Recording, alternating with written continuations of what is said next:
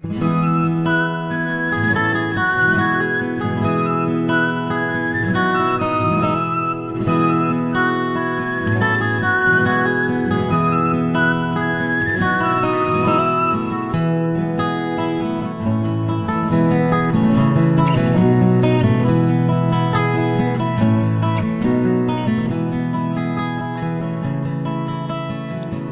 celebration of Earth Day, think of everything Earth gives us: air, water, colors, light, animals, seasons, and so much more. What are you most thankful for? Join us for Thank You Earth, a love letter to our planet.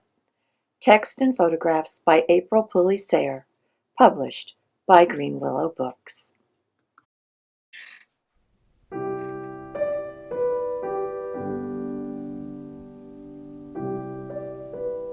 Dear Earth,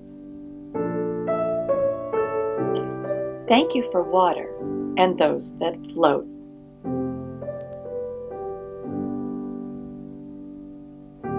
For slippery seaweed and stone.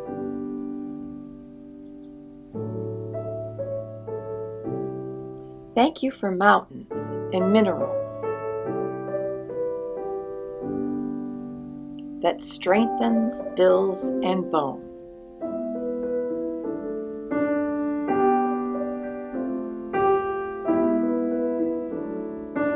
Thank you for air, even fishy whale breath. Thank you for colors and coastlines and beach. Thank you for tiny and towering. For trees and vines that reach. Thank you for curves and prickles and parallels, for patterns and all shapes that repeat. Thank you for leaves and stems and buds, for plant parts we can eat. Thank you for sounds and storms and seasons, for struggles and pale in-betweens. Thank you for rays and radials and overlapping greens. Thank you for jumbles, ingredients for soil, and bright new growth in spring. Thank you for those that crawl, yes, all, even those that sting.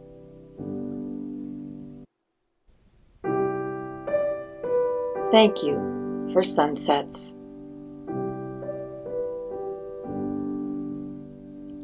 For sky room for birds. For edges eyes can roam. Thank you for beginnings. For endings. For lifetimes. Thank you for being our home.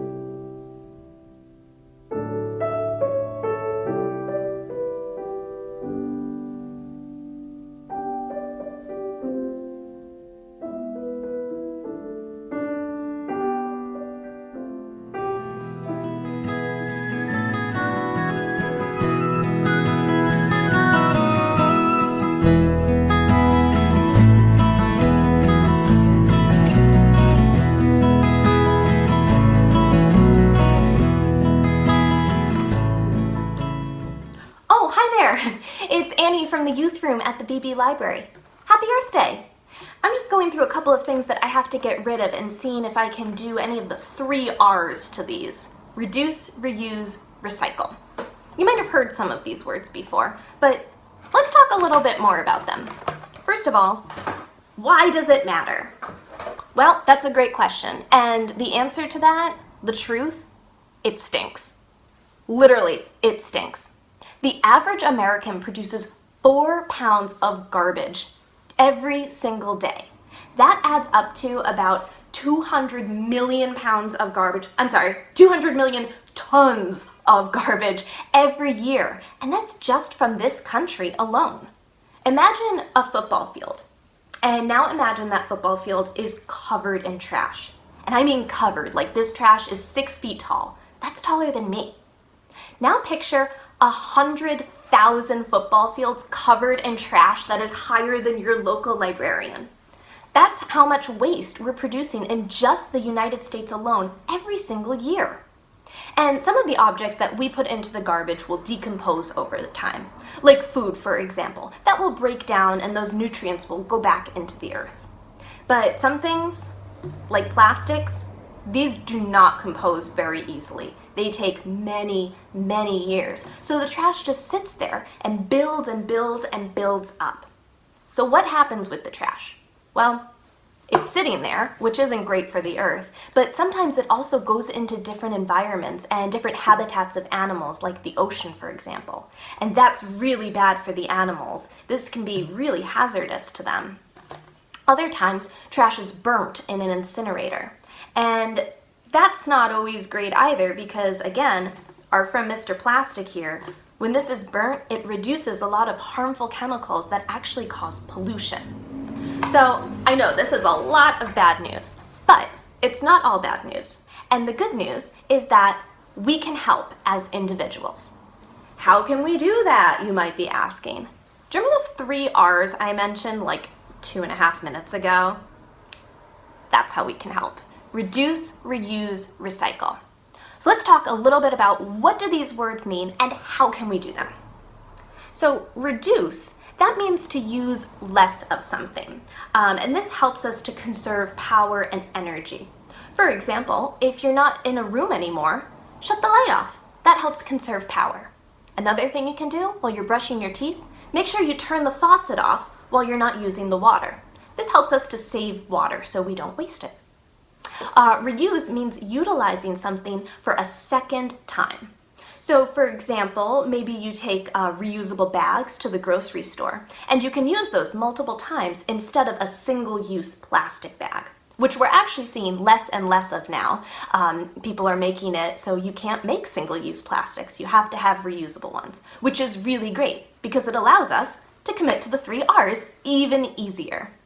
Another way that you might reuse something is maybe you bring a lunchbox to school instead of using a brown paper bag that you might throw away after. Or you can even look through your recycling like me and try and make a craft out of it.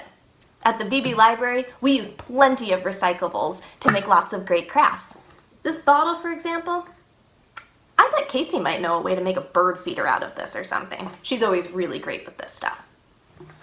And last but not least, recycling. That means turning a piece of trash into something new. And I actually have a great example right here. So this is an empty box of tissues that I'm getting rid of. But you can see on the back here, this isn't an advertisement for 7th Generation, but I just want to show you, this is 100% recycled facial tissues. So these tissues were paper that were recycled and turned into tissues.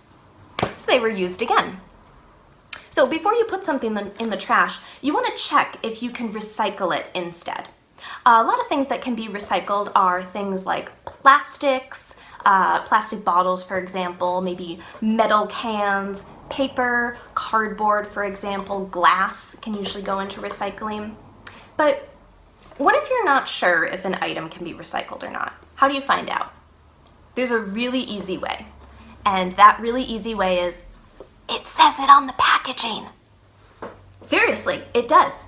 You just need to look for our little friend here, the recycling symbol. So let's see on my pasta box here. Oh, there it is, our recycling symbol. And sometimes you need to look for these on things where you're not totally sure. Let's look at this takeout container, for example. Oh, I see it right on the back here. Oh, you're seeing most of my reflection there. And sometimes these are in hard places to find. This lid, I think this is recyclable, but oh, There it is. Can you see that right there? It's a little hard to see, but there's a little recycling symbol right there. So I know I can put both of these into the recycling.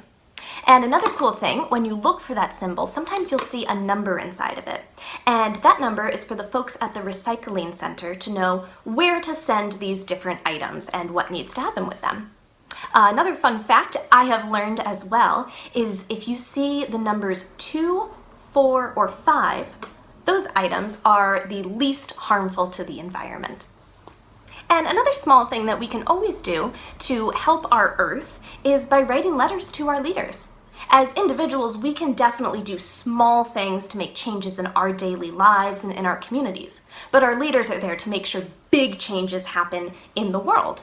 And you can send them a letter. You can write to the president, to senators, to congresspeople, and tell them the environment is important to you.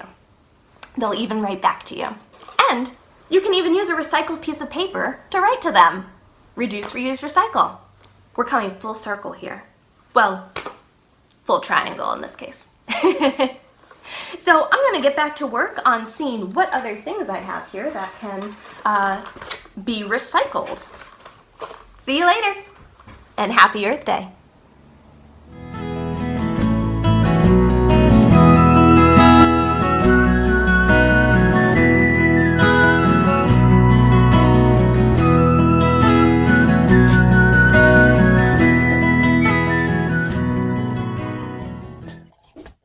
Hi there.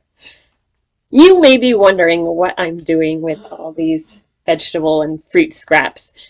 I'm not eating them, so I should throw them away, right? Well, I am throwing them out in the compost. What is compost? Compost is decomposed or broken down organic material that can be added to soil to help plants grow. In this case, organic means it comes from living matter. So plants, like these fruits and vegetables, are organic. They came from living things. When we mix them with other organic material, like dead leaves, twigs, and cut grass, they will, given time, turn into a soil-like substance that is full of nutrients and beneficial organisms. So, how is composting good for the environment? Well, for one thing, it's a way to recycle unused food. Food scraps and yard waste together make up more than 30% of what we throw away. And it could be composted instead.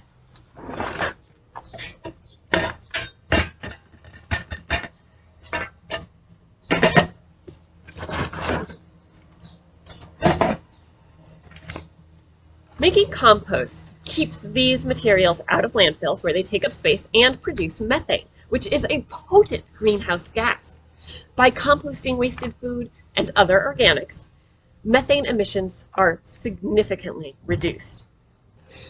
Compost reduces and, in some cases, eliminates completely the need for chemical fertilizers.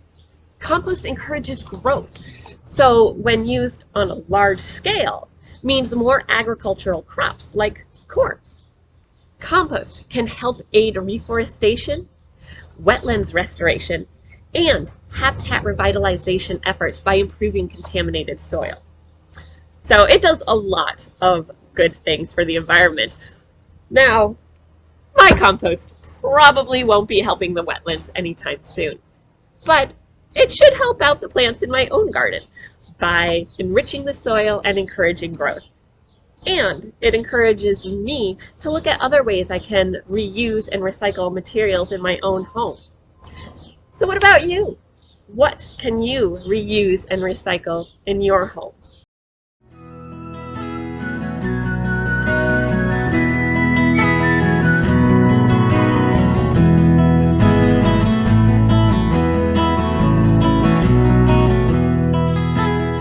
It's Holly, and my favorite thing to do for Earth Day is it's the day that we like to plant our lettuce. So I have this our little lettuce bed that's right near our door, and what I'm going to do is, in fact, let me show you. I'm going to plant some salad bowl lettuce. There we go. And so I'm just going to make a little line here, and I'm going to get some seed. and I'll show you what it looks like. They're really tiny. Look at how tiny they are. And then I'm just gonna take and I'm gonna kind of put them along in that line that I made. And I'm going to just put the soil over just really lightly. With lettuce, you don't have to dig down deep. You just kind of put it just below the surface. But what is really important is that you keep them watered. So I'm just going to water. You can see I did half of it a little bit earlier, and I'm just going to do this bit right there. And there is our salad bowl lettuce. But then after I plant, I like to sing. You know, some people say that singing to your plants make them grow better. Well, I'm going to sing to my lettuce. I'm going to sing the garden song, which is the perfect song. So here we go, little lettuce. Inch by inch, row by row, gonna make this garden grow. All it takes is a rake and a hoe and a piece of fertile ground. Inch by inch, row by row, someone bless these seeds I sow. Someone warm them from below till the rain comes tumbling down. All right, little guys, I hope you like that and you grow really well. All right, well, happy Earth Day.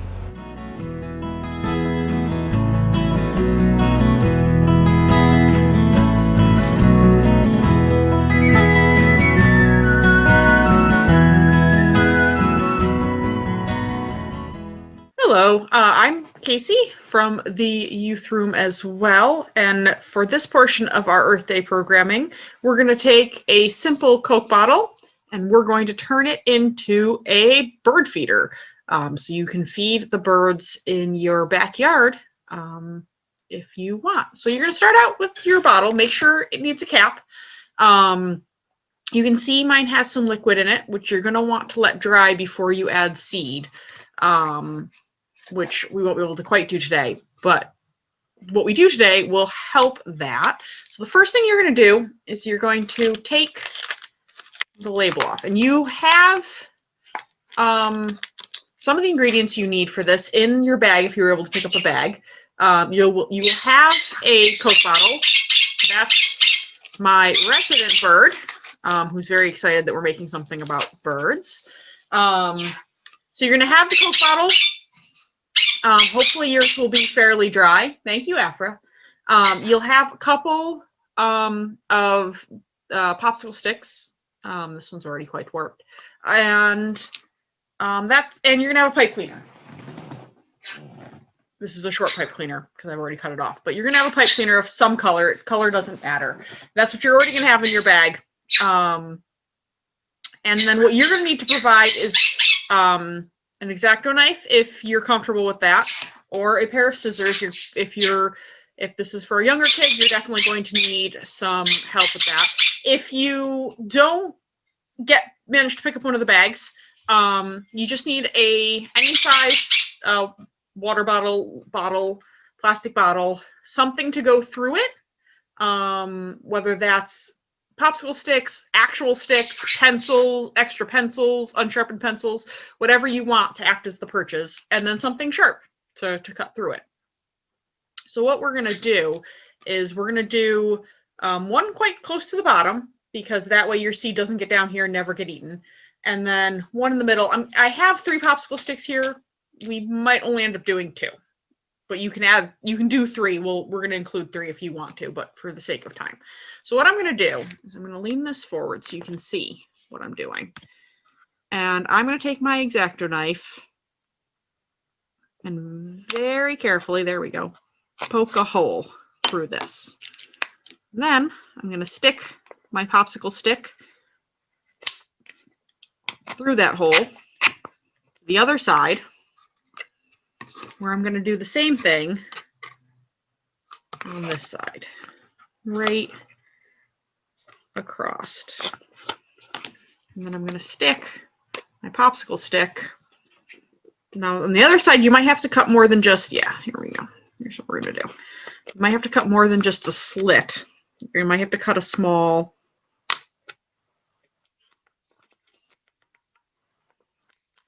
cut up the sides too, so when you push,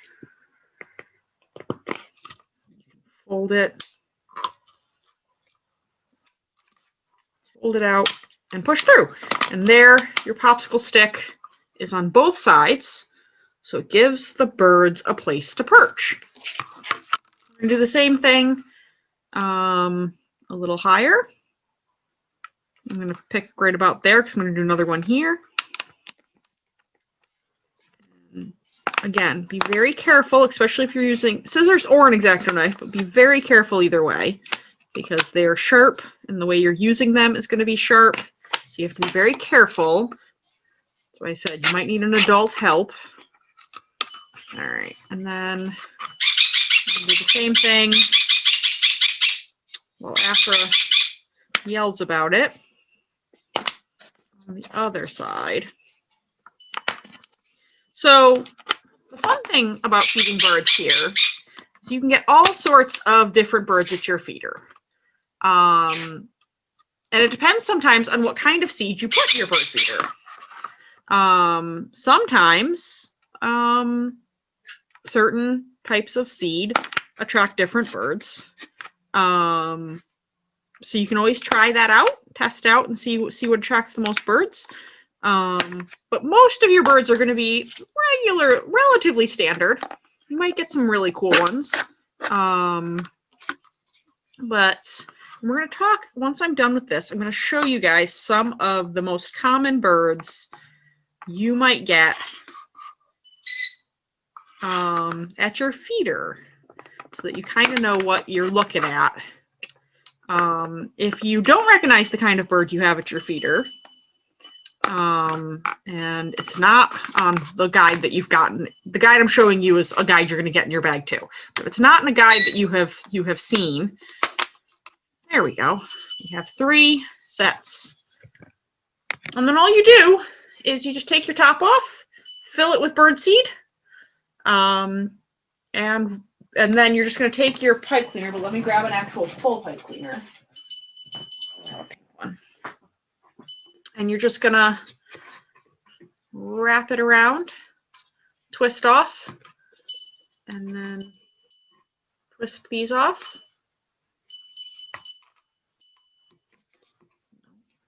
You want to twist here real good. Twist a couple times. And then it'll hang off of whatever, a hook or a branch or whatever you want. I would suggest something that hangs it out because there's perches on both sides.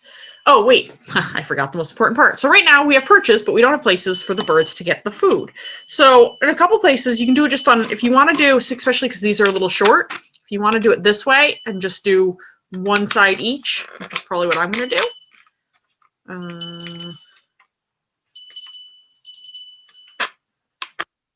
So then you're just going to go a little bit above. Let me go back down here.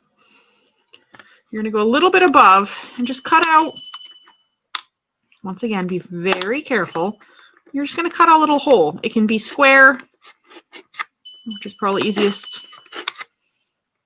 And that's where they're going to get the seed out of. So when you don't want to pour the seed in your house necessarily, because you might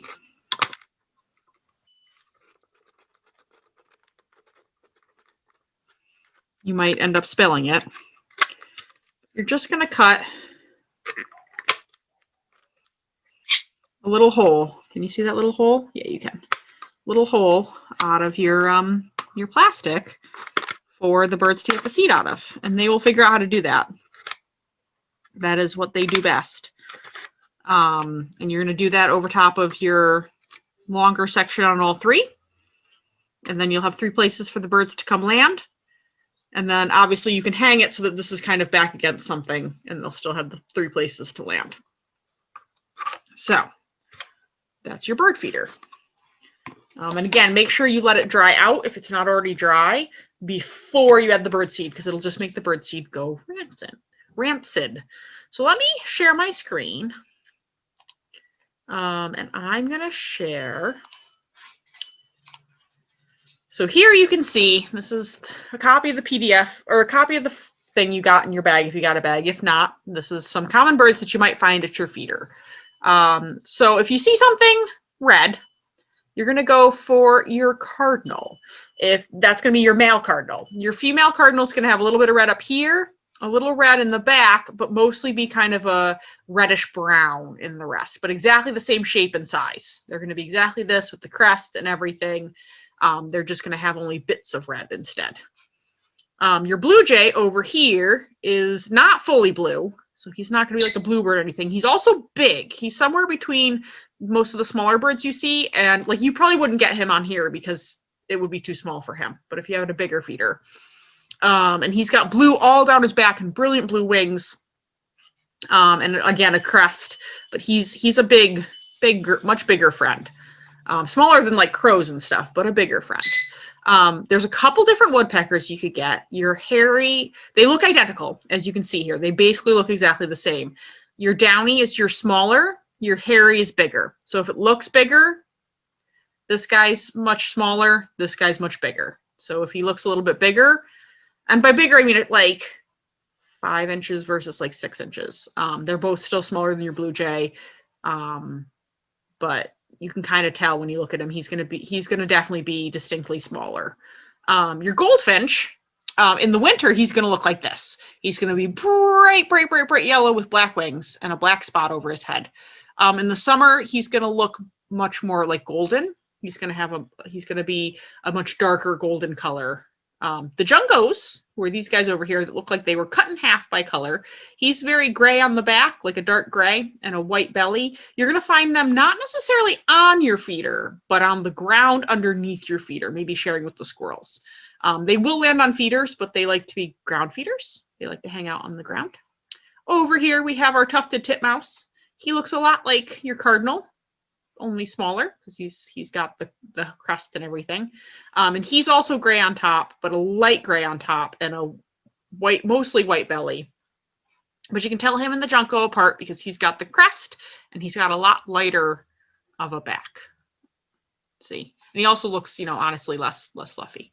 The other one that most people kind of know is your chickadee here. And we have our black cap chickadees up here.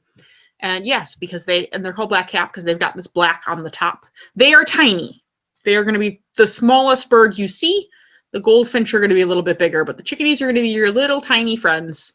And trust me, you'll probably have tons of them. They've got a slightly not white belly and kind of gray in the back, but you can tell them from that little black bit on the top. Catbirds, you're not going to see that often. Or cowbirds. It depends on, where you are. If you're by a field, you're more likely to see them, but I don't ever see them on my feeders. Your finches, you can kind of tell them because they're going to have kind of the raspberry color. It's called a purple finch, but it's a little bit more of a raspberry color than that. And there are two, the house finch with the face, the purple finch with it more through, but honestly, you're doing good if you can identify that it is a finch. You'll get a lot of them. They also really like being on the ground, but they'll also be on your feeders just as often. So there's tons of these little finch guys. Flicker you may or may not get. Again, you might get a flicker, you might get your woodpeckers, but only if you put out suet usually. They don't come to a regular feeder. And the flickers are much rarer than your hairy and your downy. So you may or may not get these guys. But this is a pretty good idea of what you might get at your feeder, and hopefully you were able to get the paper that we included in one of our bags, which has the paper in it, and you'll be able to do some bird identification of your own. So these are your basic. The rest of them, there are definitely differences, as I said, with the cardinal, the male and the female. The rest of them, there aren't as many differences. The other one you might see, let me not screen share for a second here, and let me pull up. The other one you might see that's not on there is the, let me pull up a good picture of,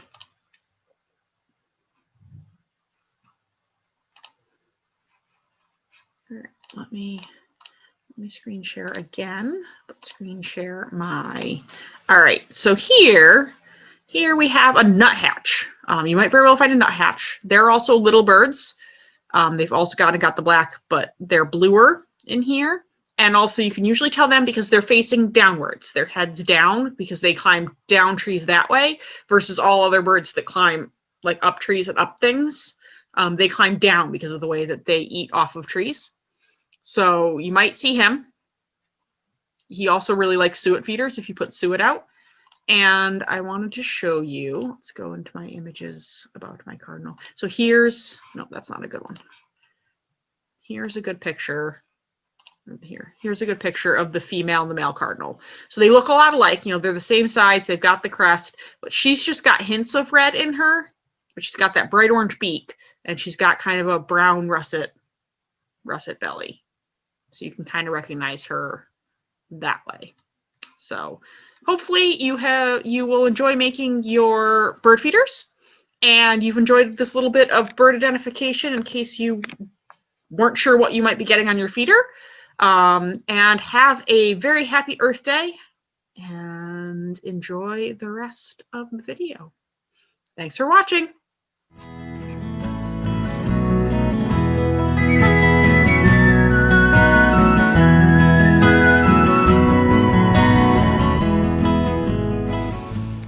Hi, it's Holly, and I have a special song for Earth Day. It's called This Pretty Planet, and it's by the singer-songwriter Tom Chapin. So this is how it goes. Here it goes. This pretty planet spinning through space, your garden, your harbor, your holy place. Golden sun going down, gentle blue giant spin us around all through the night, safe till the morning light. Such a pretty song, and you know what? It's around, just like Row, Row, Row Your Boat, or Are You Sleeping? It's around, so I tape myself singing, and I'm going to sing along with it so you can hear how it sounds. So here we go.